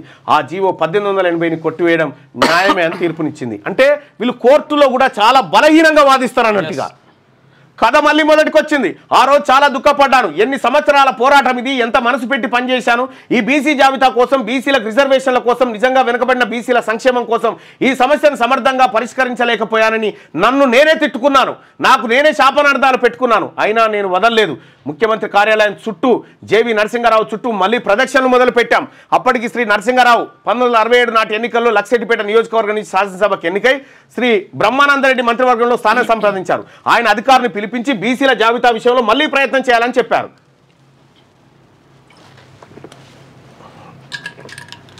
మళ్ళీ మొదలు పెట్టిండు మళ్ళీ జాబితా తయారు చేయడం. కానీ అధికారులు గతంలో చేసిన కసరత్తుని మళ్ళీ చేయాలనేసరికి ఉత్సాహం కనబడలేదు. అలా నాకే అనిపించిందో, నిజంగా వాళ్ళలో ఆసక్తి కొరబడిందో తెలియదు. ఈ పరిస్థితికి ఎవరు కారణం? ఎవరో ఒకరిని నిందిస్తే సరిపోతుందా? ఏ ఒక్కరిని నిందించాలి? అయినా రాజ్యాంగంలో వెనుకబడిన వర్గాలు అని మాత్రమే ఉంది. బీసీలు అంటే నిర్వచించి ఉంది తప్ప ఆ బీసీల అభ్యున్నతికి నిర్దిష్టమైన మార్గాలు సూచించి ఉండలేదు. ఆ రాజ్యాంగమే ఈ పరిస్థితికి కారణం అనుకోవాలా? లేక బీసీల ఎదుగుదలని సహించని, భరించలేని పెత్తందారి వర్గాలు కల్పిస్తున్న అవరోధాలు అనుకోవాలా? లేక పక్షపాత వైఖరితో బీసీల పట్ల నిర్లక్ష్య ధోరణి అవలంబిస్తున్నా, లేదా రాజ్యాంగ స్ఫూర్తిని సరైన కోణంలో నిర్వచించి అన్వయించలేకపోతున్న న్యాయమూర్తులు కారకులు అనాలా? లేక బీసీల పట్ల సానుకూల దృక్పథంతో బలమైన వాదన చేయలేకపోతున్న న్యాయవాద నిపుణులు బాధ్యులు అనాలా? రాజ్యాంగాన్ని కూడా నేను ప్రశ్నిస్తున్నానంటే నా వాదనకి ఒక ఆధారం ఉంది. అధికరణం 15(4) ఏం చెప్తుందంటే, ఈ అధికరణం కానీ అధికరణం 29(2) కానీ సాంఘికంగా, ఆర్థికంగా వెనుకబడిన వర్గాలు లేదా షెడ్యూల్ కులాలు, షెడ్యూల్ జాతుల అభివృద్ధికి ప్రభుత్వం తీసుకునే ఏ చర్యను నిరోధించవు. అధికారం 15(4) స్పష్టంగా చెప్తుంది. ఈ దేశంలో వెనుకబడిన వర్గాలు ఉన్నాయి కానీ వెనుకబడిన కులాలు కాదు. న్యాయస్థానాల్లో కానీ ఇతర వేదికల్లో కానీ అనేక సందర్భాల్లో వెనుకబడిన తరమని నిర్వచించడానికి కులం ఒక్కటే ప్రాతిపదిక కాదు, ఇతర లక్షణాలు కూడా పరిగణలోకి తీసుకోవాలి. అంటే ఎవరైనా వెనుకబడిన వర్గాలని చెప్పాలంటే కులానికి మించిన ఇతర వెనుకబాటు లక్షణాలను చూపించాలి. ఆ లక్షణాలు ఏమిటై ఉండాలి? ఏ లక్షణాలు పరిగణలోకి తీసుకుంటే ఎన్ని కులాల వెనుకబడిన వర్గాలు అనే శ్రేణి కిందకు వస్తాయి? ఈ నిర్వచించే తీరులోనే అసలు సమస్య అంతా వస్తుంది. ఏ న్యాయమూర్తి మనసుకి ఏది నచ్చితే అది నిర్వచనం అన్వయిస్తున్నారు. కేసులు విచారిస్తున్న న్యాయమూర్తుల వ్యక్తిగత విచక్షణకే ఈ నిర్వచనం వదిలివేయబడుతోంది. 2 సంవత్సరాల పాటు ముఖ్యమంత్రి కార్యాలయం చుట్టూ తిరిగి, నరసింహారావు కార్యాలయం చుట్టూ తిరుగుతూనే ఉన్నాను. ఒక తపన, ఒక ఆరాటం, ఒక కసి, ఒక పట్టుదల నన్ను వదిలిపెట్టలేదు. తిరగ్గా మరోసారి ఇది ఒక కొలిక్కి వచ్చింది. 1968 ఏప్రిల్ 12 నాడు ఒక కొత్త కమిషన్ నియమిస్తూ ఆంధ్రప్రదేశ్ ప్రభుత్వం ఉత్తర్వులు 870 జారీ చేసింది. ఈ జీవోలో ఒక విషయం స్పష్టంగా పేర్కొంది. సామాజికంగా, విద్యాపరంగా వెనుకబడిన వర్గాల జాబితాను తయారు చేయడం, విద్యాపరంగా, ఆర్థికంగా వాళ్ళ అభివృద్ధికి అవసరమైన అంశాల విషయంలోనూ, విద్యా సంస్థల్లో రిజర్వేషన్లు, ఉపకార వేతనాల వంటి అంశాల విషయంలోనూ, ప్రభుత్వ సర్వీసులో నియామకాల్లో రిజర్వేషన్ల విషయంలోనూ ప్రభుత్వానికి నిర్దిష్టమైన సిఫార్సులు చేయడం ఈ కమిషన్ లక్ష్యాలుగా ప్రభుత్వం పేర్కొంది. ఈసారి ఈ కమిషన్ చైర్మన్గా ఆంధ్రప్రదేశ్ హైకోర్టు ప్రధాన న్యాయమూర్తిగా పదవి విరమణ చేసిన మనోహర్ పెర్షాద్ను ప్రభుత్వం నియమించింది. కానీ 1968 అక్టోబర్లో ఆయన ఈ పదవికి రాజీనామా చేశారు. 1969 అక్టోబర్ 29న అనంతరామన్ అనే ఒక రిటైర్డ్ ప్రభుత్వ అధికారిని ఆ స్థానంలో ప్రభుత్వం నియమించింది. ఇగో ఇక్కడి నుంచి అయ్యా దెబ్బ, ఈ దెబ్బ చూడ్రి ఇప్పుడు రేవంత్ రెడ్డి దాకపోతుంది. ఈ కమిషన్ సుదీర్ఘమైన, విస్తృతమైన కసరత్తు చేసింది. రాష్ట్రంలో అనేక గ్రామాలు, కుగ్రామాలు తిరిగింది. వివిధ వర్గాల సామాజిక చరిత్రను, ఆ చరిత్రకు ఈ అధ్యయనం జరిగే నాటికి ఆ కులాల జీవన ప్రమాణాలకు గల అనుబంధాన్ని విశ్లేషించడం, వెనుకబడిన తనాన్ని బట్టి వాళ్ళని వర్గీకరించడం, వాళ్ళ వెనుకబడిన స్థాయి లేదా వాళ్ళలో అభివృద్ధి స్థాయిని అంచనా వేయడం వంటి పనులు ఈ కమిషన్ నిర్వహించింది. ఎంత లోతుగా ఈ కమిషన్ వెళ్ళిందంటే సాంఘికంగా విద్యాపరంగా వెనుకబడిన కులాల్లో కూడా ఎవరికంటే ఎవరు ఎంత వెనుకబడి ఉన్నారు అంటే బీసీలో ఏబిసిడి వర్గీకరణ తీసుకొచ్చింది. సమగ్రంగా అధ్యయనం చేశాక ఈ కమిషన్ 93 కులాలను సామాజికంగా ఆర్థికంగా వెనుకబడిన వర్గాలుగా నిర్ణయించింది. ఆ వర్గాలను కూడా ఏబిసిడి అనే శ్రేణులుగా విభజించింది. అలా తన విస్తృత అధ్యయన ఫలితాలను నిర్దిష్టమైన ఆధారాలతో కూడిన విశ్లేషణను సిఫార్సులను 1970 జూన్ 20 నాడు ఈ కమిషన్ రాష్ట్ర ప్రభుత్వానికి సమర్పించింది. ఆ సిఫార్సులను అంగీకరిస్తూ 1970 సెప్టెంబర్ 23న విద్యాశాఖ ద్వారా జీవో నెంబర్ 1793ని ఆంధ్రప్రదేశ్ ప్రభుత్వం జారీ చేసింది. ఇక ఆ జీవో 93 కులాలు సామాజికంగా ఆర్థికంగా వెనుకబడినవిగా గుర్తించింది. అలాగే ఏబిసిడి శ్రేణులుగా వర్గీకరించడానికి కూడా ప్రభుత్వం ఆమోదించింది. అంతేకాదు ఆ కమిషన్ సిఫార్సులు అనుసరించి ఆ 93 కులాలకు వైద్య వృత్తి కోర్సులో మెడికల్ సీట్లలో 25% రిజర్వేషన్ కల్పించాలని అనంతరామన్ కమిషన్ సిఫార్సు చేసింది. 1969 సెప్టెంబర్ 3వ వారంలో ఈ ఉత్తర్వుని ప్రభుత్వం జారీ చేసింది. అప్పటికి 2 వారాల ముందే జేవి నరసింహారావు నాతో మాట్లాడారు. మిమ్మల్ని ప్రభుత్వ ప్లీడర్గా నియమిస్తున్నాం శివశంకర్ గారు, మీకు అభ్యంతరం ఉండదనుకుంటానని చెప్పారు. ఆయన ఈ మాట చెప్పిన 2 రోజుల్లోనే నేను ప్రభుత్వ ప్రధాన న్యాయవాదిగా నియమించబడ్డాను. నేను ముఖ్యమంత్రిని కలిసి ధన్యవాదాలు చెప్పడానికి వెళ్ళినప్పుడు ఆయన ఒక మాట చెప్పారు. మీ పనితీరు ముఖ్యంగా బీసీల జాబితా గురించి గత 2 దశాబ్దాలలో మీరు చేస్తున్న అలుపెరగని పోరాటం ఈ నియామకానికి ప్రధాన కారణం. గతంలో కోర్టులో ఈ జాబితా ఉత్తర్వులు వీగిపోతూ వచ్చాయి. కానీ ఇప్పుడు మీ అనుభవంతో అనంతరామన్ కమిషన్ సిఫార్సులు కోర్టుల్లో ఎవరన్నా సవాల్ చేసినా వీగిపోకుండా గెలిపించేలా మీరు చూడాలి.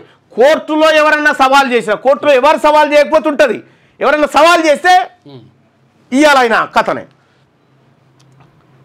వీగిపోకుండా గెలిపించేలా మీరు చూడాలి. అంటే ఈసారి కూడా వీగిపోతే ఇంకా ప్రభుత్వం మళ్ళీ ప్రయత్నం చేయి. అనంతరామన్ కమిషన్ తర్వాత ఇంకా ప్రభుత్వానికి ఇంట్రెస్ట్ లేదు ఇక చేయాలి బీసీల జాబితాని అని నాకు అర్థమయ్యేలా సీఎం బ్రహ్మానంద రెడ్డి నాకు సూచించారు. ఆ రోజు రావడానికి, ఎందుకంటే ఆయనకు కూడా తెలిసి రాదు పోదు చూసుకుందామని, ఆ రోజు రావడానికి ఎక్కువ కాలం పట్టలేదు. మెడికల్ కాలేజీల అడ్మిషన్ పరీక్షలో విజేతలు కాలేకపోయిన కొంతమంది విద్యార్థులు ఈ రిజర్వేషన్ల జీవోని సవాల్ చేస్తూ హైకోర్టులో రిట్ పిటిషన్లు వేశారు. యథాప్రకారం 1971 మే 13 నాడు హైకోర్టు తీర్పిచ్చింది. ఈ ఉత్తర్వులు చెల్లవు. ఈసారి హైకోర్టు తీర్పులో కారణాలు ఏమంటే రాజ్యాంగంలోని అధికరణం 15(1) అధికరణం 29లను ఈ ఉత్తర్వులు ఉల్లంఘిస్తున్నాయి. పైగా అధికరణం 15(4) కింద నియామకాలకు అనుగుణంగా రూపొందించబడలేదంటే కొన్ని వెనుకబడిన కులాలకు రిజర్వేషన్లు వర్తింపజేయడం విషయంలో విశ్వసించదగిన ప్రతిపాదికలను ప్రభుత్వం సమర్పించలేదు. నాకు ఎక్కడ లేని ఆవేశం వచ్చింది. ఏదైనా సరే దీని అంతు చూడాల్సిందే అనుకున్నాను. ఈ తీర్పును ఛాలెంజ్ చేస్తూ అప్పీల్ చేయాల్సిందే అని ప్రభుత్వాన్ని అర్థిస్తూ ప్రభుత్వ ప్రధాన న్యాయవాది గారు అలా అప్పీల్ చేసేందుకు ప్రభుత్వం అనుమతించగలదని లిఖితపూర్వకంగా కోరిండు. ఏది ఇప్పుడు వీళ్ళు సుప్రీంకోర్టు పోతాంటారు కదా, వీళ్ళు పోయేదేం ఫేకు.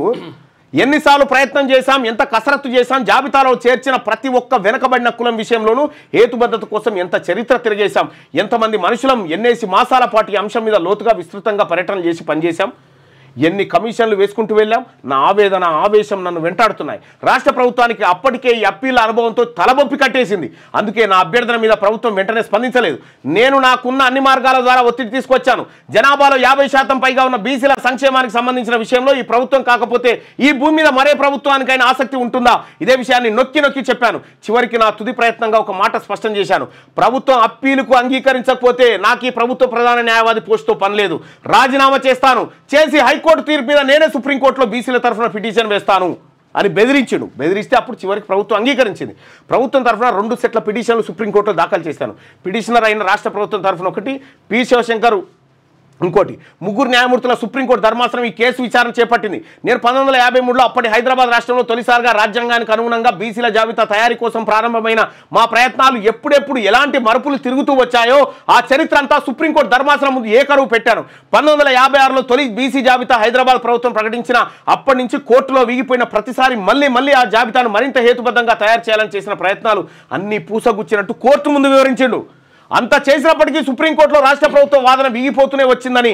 కానీ ఈసారి మాత్రం అనంతరామన్ కమిషన్ చారిత్రక ఆధారాలతో సహా బీసీల పుట్టు పూర్వోత్తరాలను తవ్వి తీసి అవకాశం ఉన్న అన్ని కోణాల్లో వారి వెనుకబడిన తీరును గుర్తిస్తూ తగిన శాస్త్రీయమైన ఆధారాలతో విస్పష్టమైన హేతుబద్ధతతో ఈ బీసీల జాబితాను తయారు చేసి ప్రభుత్వానికి సిఫార్సు చేసిందని నేను ఆ విచారణలో గంటల తరబడి పుంజాల శివశంకర్ గారు సుప్రీంకోర్టులో బీసీల పక్షాన వాదించుడు. గంటల తరబడి అసలు ఎవరు బీసీ అన్న నిర్వచనం దగ్గర నుంచి ఏ కులాలు ఏ కోణాల్లో ఇంకా వెనుకబడే ఉన్నారు, వాళ్ళకి ఎలాంటి మద్దతును ప్రభుత్వం కల్పిస్తే రాజ్యాంగ స్ఫూర్తికి అనుగుణంగా వాళ్ళు ఎదిగే అవకాశాలు లభిస్తాయి, అలాంటి నిర్ణయాలకు మార్గదర్శక సూత్రాలు ఎలా ఉండాలి, గతంలో జరిగిన అధ్యయనాలతో పోలిస్తే అనంతరామన్ కమిషన్ ఎంత స్పష్టంగా లోతుగా సమగ్రంగా హేతుబద్ధంగా అనుగుణంగా క్షేత్రస్థాయిలో అధ్యయనం చేసి తన సిఫార్సులు తయారు చేసిందో కూడా న్యాయమూర్తుల మనసుకు ఎక్కేలా క్రమ పద్ధతిలో చెప్పుకుంటూ వెళ్ళాను. ధర్మాసనం అడిగిన అన్ని ప్రశ్నలకు సమాధానాలు, వివరాలను, ఆధారాలను, దృష్టాంతాలను వగైరా అన్ని కుమ్మరించాను. వాళ్ళకి అడగడానికి ఏమీ లేదు అనే దశ దాకా నేను నా శక్తి మేర వాదిస్తూ వచ్చాను. కోట్ల మంది బీసీల భవిష్యత్ అభ్యున్నతికి సుప్రీంకోర్టు తీర్పు మీద ఆధారపడి ఉన్నది కదా. ఎన్నో లక్షల బీసీ కుటుంబాల పిల్లలకు ఉజ్వల భవిష్యత్తు లభించాలంటే ఈ తీర్పు ఒక్కటే అవకాశం కదా. ఇలాంటి ఆలోచన వచ్చినప్పుడల్లా ఆవేశం పొంగుకొచ్చేది. కానీ ఆ ఆవేశమే నా అవిశ్రాంత పోరాటానికి శక్తినిచ్చింది. చివరికి సుప్రీంకోర్టు తీర్పునిచ్చింది. రాష్ట్ర ప్రభుత్వం ప్రకటించిన బీసీల జాబితా సరైనదే, ప్రభుత్వం ఈ జాబితా ప్రకారమే రిజర్వేషన్ అమలు చేయొచ్చని తీర్పు తెచ్చింది. మొత్తానికి 1952 నుంచి కొట్లాడి కొట్లాడి కొట్లాడి కొట్లాడి దశాబ్దాల పాటు కొట్లాడి ఆఖరికి పుంజాల శివశంకర్ గారే సుప్రీంకోర్టులో వాదించి ఓకే చేసిండు. ఇక్కడ రెడ్డి న్యాయమూర్తులు అందరూ తొక్కి పెట్టి కొట్టేస్తా ఉంటే సుప్రీంకోర్టు పోయి తెచ్చిండు ఆ బిడ్డ. ఇది ఆ తీర్పు సారాంశం. ఆ తీర్పు వెలువడిన క్షణంలో ఆనందం, ఉద్వేగం పట్టలేక అక్కడే చాలాసేపు కులబడిపోయాను. రాబోయే కాలంలో ఎన్ని తరాల బీసీల పిల్లలకి ఈ తీర్పు వల్ల మంచి భవిష్యత్తు లభిస్తుందో అన్న ఆశ మళ్ళీ నాలో చిగురించింది. 1972 జనవరి 28 నాడు నా కళని నిజం చేస్తూ 1970 సెప్టెంబర్ 23 నాటికి ప్రభుత్వం జీవో నెంబర్ 1793 చెల్లుబాటు అవుతుంది అని రాష్ట్ర ప్రభుత్వానికి ఎస్వి బలరాం తదితరులకు మధ్య నడిచిన కేసులో సుప్రీంకోర్టు తీర్పు వెలువరించింది. జనాభాలో భారీ శాతం సంఖ్యాబలం కలిగిన బీసీలకు 1953 నుండి 72 వరకు అంటే 2 దశాబ్దాల పాటు ఈ న్యాయం దూరమైపోయింది. చివరికి ప్రభుత్వానికి న్యాయ వ్యవస్థకు మధ్య హోరాహోరీ జరిగిన పోరులో అత్యంత నిబద్ధతతో పనిచేసే న్యాయవాదులు బీసీ శ్రేయోభిలాషుల బృందం సాయంతో ఈ అంశాన్ని ఓ కొలిక్కి తీసుకురాగలిగాం. దేశ భవిష్యత్ నిర్మాణంలో పాల్గొంటున్న అధిక శాతం జనాభా కోసం జరిగిన ఈ న్యాయ పోరాట యజ్ఞ ఫలితం నాకు అనిర్వచనీయమైనది, ఆనందాన్ని ఇచ్చింది. ఎందుకంటే ఆ వర్గాల్లో నేను భాగమే కాదా. రాజ్యాంగబద్ధంగా అమలు జరగాల్సిన అన్న అంశం విషయంలో 1953లో ఈ పోరాటం ప్రారంభించాను. అప్పట్లో లాయర్గా కాదు, ఒక స్వచ్ఛంద కార్యకర్తగా ప్రారంభించాను. ఈ పోరును చివరికి నేను లాయర్గా నా గలం విప్పి న్యాయదేవత ముందు కోట్లాది బీసీల ఆక్రోశాన్ని వెలగక్కడంలో కీలక పాత్ర వహించడంలో ఆ న్యాయ పోరాటానికి తెరపడింది. నేను సుప్రీంకోర్టులో 1972లో గెలిచిన కేసు ప్రకారం బీసీ జాబితా రిజర్వేషన్లు అమల్లోకి వచ్చాయి. ఇప్పుడు బీసీలు అనుభవిస్తున్న రిజర్వేషన్లు ఆ కారణంగా అమల్లోకి, ఈ చరిత్ర మన బీసీలకు తెలవాలి. ఇక్కడ 1977లో నాకు మాజీ ప్రధానమంత్రి ఇందిరాగాంధీ నుంచి పిలుపు వచ్చింది. 77లో ఆ పిలుపు నాకు రాజకీయాల్లో ప్రవేశం కల్పించింది. కేంద్రంలో మంత్రిని చేసింది. న్యాయ వ్యవస్థలో పెత్తందారి కులాల ఆధిపత్యానికి చెక్ పెట్టే అవకాశం నాకు కల్పించింది. న్యాయ వ్యవస్థలో పెత్తందారి కులాలకు చెక్ పెట్టేది. బలహీన వర్గాల శ్రేయస్సు కోసం పనిచేసేందుకు ప్రేరణని, ప్రోత్సాహాన్ని, అవకాశాన్ని కూడా ఇచ్చింది. ఒకవేళ నేను ప్రధాన న్యాయమూర్తిని అయినా ఇన్ని సదవకాశాలు నాకు లభించేవా? బీసీల కోసం ఇక్కడ ఇది ప్రజలారా ఇది వినండి బాగా. బీసీల కోసం, ఇతర బలహీన వర్గాల కోసం నేను సాధించాలనుకున్నది చాలా ఉంది. అయితే నా చేతికి అధికారం వచ్చినప్పుడే చేయాలనుకున్నది చాలా వరకు చేయగలిగానన్న సంతృప్తి నాకు మిగిల్చింది. జనాభాలో అధిక శాతంగా ఉన్న బీసీల జీవితాలు మారాలంటే అది రాజ్యాధికారంతోనే సాధ్యపడుతుందని నా జీవితం రుజువు చేసింది కదా. బీసీలు వారి జీవితంలో అభివృద్ధి కోసం దశాబ్దాల నుండి చేస్తున్న పోరాటానికి రాజ్యాధికారం ఒక్కటే ముగింపు. అదొక్కటే ముగింపు. ఇంతసేపు నేను ఇన్ని పేజీలు మీకు చదివినిపించిన ఎందుకు చదివినంటే 1950 నిజాం దిగిపోయినప్పటి నుంచి బీసీలకు హక్కులు రాకుండా రెడ్డి ముఖ్యమంత్రులు, అప్పట్లో పనిచేసిన రెడ్డి న్యాయమూర్తులు ఏ విధంగా మన జాతులను కొల్లగొట్టినో అర్థం చేసుకోరు. ఇవాళ రేవంత్ రెడ్డి ముఖ్యమంత్రి బలహీనమైన జీవోలతోటి ఆ రోజే పుంజాల శివశంకర్ గారు ఇందులో అన్ని రాసుకొచ్చింది. ఈ దొంగలు ఎట్లా చేస్తారు, ఎట్లా మోసం చేస్తారు అనేది. ఆయనే అందుకోసం ఒక BC advocate general, additional advocate general బీసీకి ఏమంటే ఇయ్యలే, నేను ఇయ్యను పో అన్నాడు ముఖ్యమంత్రి నా ముంగట్నే. ఇలా బీసీ అడ్వకేట్ జనరల్ ఉంటే ఆయన దగ్గర పోయి మన వాదన వినిపించేటోళ్ళం. అది లేకుండా చేసిండు. రెడ్డి అడ్వకేట్ జనరల్ను పెట్టిండు, అడిషనల్ అడ్వకేట్ జనరల్ రెడ్డిలోనే పెట్టిండు. న్యాయమూర్తి గారు ఆయన అప్పటాయన లెక్క లేకుండొచ్చు కానీ రెడ్డే ఉన్నాడు.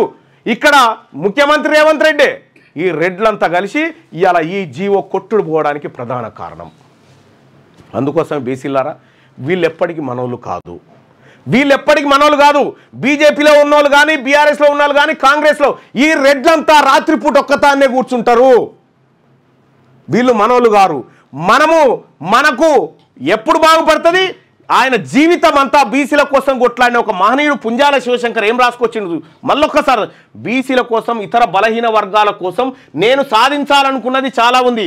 అయితే నా చేతికి అధికారం వచ్చినప్పుడే, ఎప్పుడూ కేంద్ర న్యాయశాఖ మంత్రి అయినప్పుడే చేయాలనుకున్నది చాలా వరకు చేయగలిగానన్న సంతృప్తి నాకు మిగిల్చింది. జనాభాలో అధిక శాతంగా ఉన్న బీసీల జీవితాలు మారాలంటే అది రాజ్యాధికారంతోనే సాధ్యపడుతుందని నా జీవితం రుజువు చేసింది కదా.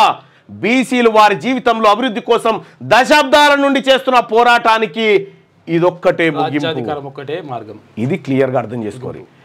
ఈ రెడ్లు మనకు న్యాయం చేయరు. ఈ రెడ్డి ప్రభుత్వాలు ఎక్కడున్నా మనకు ద్రోహులే. కాబట్టి బీసీ ప్రజలారా మనము తేల్చుకోవాల్సిందే. అందుకోసమే పుంజాల శివశంకర్ గారు తన జీవితం మొత్తం దీనికోసం త్యాగం చేసిన బిడ్డ. రాజ్యాధికారం ఒక్కటే నీకు దిక్కురా, ఇంకొకటి లేదురా ఈ భూమి మీద అని చెప్పిండు. దానికోసం తెలంగాణ రాజ్యాధికార పార్టీ పుట్టింది. తెలంగాణ రాజ్యాధికార పార్టీ పుట్టింది దానికోసం పుట్టింది. ఈ బీసీలను కాపాడడం కోసం పుట్టింది. ఈ బీసీల ప్రయోజనాలను ఒక్కసారి బీసీల అధికారంలోకి వస్తే వాళ్ళ తలరాతలు మారుతాయి. నేను 100% చెప్తా ఉన్నా, ఇది మన భవిష్యత్తు మారిపోతుంది. ఈ రెడ్లను, ఈ అగ్రవర్ణ ప్రభుత్వాలను నమ్మకండి. ఇవి దోపిడీ ప్రభుత్వాలు. రేవంత్ రెడ్డి జీవో ఇస్తాడు, జానారెడ్డి రెడ్డి జాగృతిని కేసు వేపిస్తాడు, హరీష్ రావు రెడ్డి లాయర్ని పెట్టి వాదించి కేసు ఓడిపోయేటట్టు చేస్తాడు, బీజేపీ వాళ్ళు సప్పట్లు కొడతారు. ఇది మన బీసీల బతుకు. 1952 నుంచి మొదలు పెడితే 2025 దాకా ఈ రెడ్లు చేస్తున్న మోసం ఏకరువు పెట్టడం కోసం గతంలో జరిగిన చరిత్రనంతా మీ ముంగడి తీసుకొచ్చిన ఇప్పుడు. అందుకోసమే ప్రజలారా, తెలంగాణ రాష్ట్రంలో ఉన్న బీసీ ప్రజలారా, యువకులారా, అడ్వకేట్లారా, డాక్టర్లు, టీచర్లు, సింగరేణి కార్మికులు, ఆర్టీసీ కార్మికులు అందరికీ చేతులెత్తి దండం పెట్టి చెప్తా ఉన్నా, ఇది మనకు రాజ్యాధికార పోరాటమే. ఇది రాజ్యాధికార పోరాటమే. అందుకే ఈ రెడ్ల కుట్రను పటాపంచలు చేసి ప్రజాక్షేత్రంలో చర్చ జరగాలనే తెలంగాణ రాష్ట్ర బంధుకు పిలుపునిచ్చింది తెలంగాణ రాజ్యాధికార పార్టీ. ఈ తెలంగాణ రాజ్యాధికార పార్టీ ఇచ్చినటువంటి పిలుపులో ప్రజలంతా స్వచ్ఛందంగా పాల్గొని విద్యా సంస్థలు మూసివేయాల్సిందే, న్యాయస్థానాలు బహిష్కరించాల్సిందే. ఇవాళ బీసీల ఆత్మగౌరవం మీద కాలు పెట్టినటువంటి ఈ అగ్రకుల పెత్తందారులు ఎవరైతే ఉన్నారో రెడ్లు, వీళ్ళ భరతం పట్టాల్సిందే. అందుకోసం తెలంగాణ రాజ్యాధికార పార్టీ పనిచేస్తూ ఉంది. తెలంగాణ రాజ్యాధికార పార్టీలో చేరాలంటే జస్ట్ ఒక్కసారి తెలంగాణ రాజ్యాధికార పార్టీలో ఎలా చేరాలి, ఏం కథ అనేది ఒకసారి ఈ చిన్న 1 మినిట్ క్లిప్ చూడండి మిత్రులారా. ఈ క్లిప్ చూసిన తర్వాత ఈ పార్టీలో జాయిన్ కండి. తెలంగాణ రాజ్యాధికార పార్టీ అనేటువంటిది, ఈ పార్టీని అందుకోసమే స్థాపించిన, ఇక నా ప్రజల్ని వీళ్ళు బతకనియరు అనేటువంటి ఉద్దేశంతో ఈ పార్టీ స్థాపించడం జరిగింది. ఈ పార్టీలో వాళ్ళ చూడ్రి, మనకు రిజర్వేషన్ వద్దని చెప్తా ఉన్నారు, వాళ్ళ కథ చూడ్రి. వాళ్ళు ఇగో బీసీలకు ఇచ్చిన డబ్బు గిది, ఓసీలు ఎత్తుకపోయిన డబ్బు గిది. ఇగో అగ్రవర్ణాల చేతుల్లో 67 లక్షల ఎకరాల భూములు ఉన్నాయి. భూమి లేని బీసీలు 75 లక్షల మంది ఉన్నారు. రాజకీయ వాటా బీసీలకు దక్కాలంటే ఇగో ఎమ్మెల్సీ ఎన్నికలలో చూడ్రి, బీసీలకు ఎన్ని దక్కాలి? 25 ఎమ్మెల్సీలు దక్కాలి లెక్క ప్రకారం. దక్కిందంతా 12 మాత్రమే.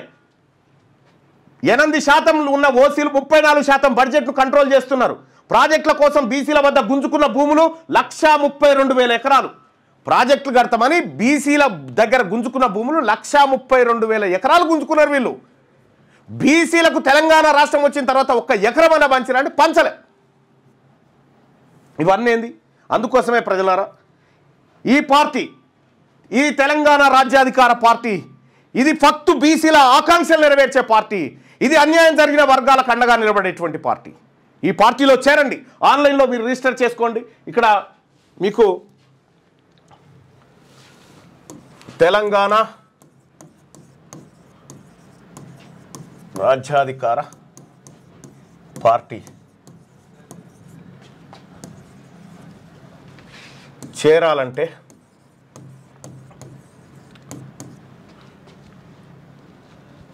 98665524 ఈ నెంబర్కు వాట్సాప్లో మిస్డ్ కాల్ ఇవ్వండి. మామూలు కాల్లో కాకుండా వాట్సాప్లో ఇవ్వండి. మిస్ కాల్ ఇవ్వండి. లింక్ వస్తుంది మీకు. ఆ లింక్ వచ్చిన తర్వాత ఆ లింక్ ఓపెన్ చేసి వాట్సాప్లో మిస్ కాల్ ఇవ్వండి. ఈ నెంబర్కి మీరు మీరు మీరు మీరు మిస్ కాల్ ఇవ్వగానే మీకు ఒక లింక్ వస్తుంది. ఆ లింక్ పైన క్లిక్ చేసి మీరు దాంట్లో మన ఇందులో జైన్ కావచ్చు, తెలంగాణ రాజ్యాధికార పార్టీలో వెంటనే జైన్ కావచ్చు. ఆ లింక్